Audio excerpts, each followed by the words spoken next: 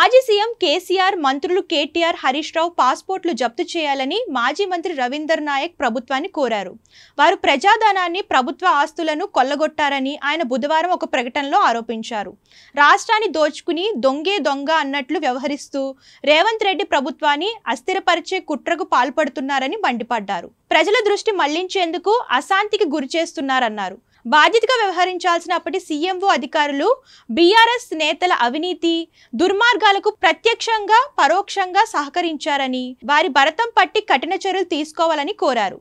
కేసీఆర్ 10 ఏళ్ల పాలనలో land, sand, drugs, liquor, car రేసులు, గ్రానైట్, ధరణి ఇలాంటి ఎన్నో అవినీతి కుంభకోణాలు జరిగాయన్నారు. 10 ఏళ్ల విధ్వంసాన్ని అడ్డుకుని గాడిలో పెట్టాలనుకుంటున్న రేవంత్ సర్కార్ను చూసి ఓర్వలేక తమ అస్తిత్వాన్ని కోల్పోతామని బంబేలెత్తి ఇబ్బందులు పెట్టాలని చూస్తున్నారన్నారు. ప్రజలు కేసీఆర్, కేటీఆర్, హరీష్ రావు గ్లోబల్స్ ప్రచారాన్ని నమ్మవద్దని కోరారు. వారు కొట్టేసిన ప్రజాధనంతో కొన్ని సోషల్ మీడియాలను కొని కాంగ్రెస్ను బదనం చేయాలని చూస్తున్నారన్నారు.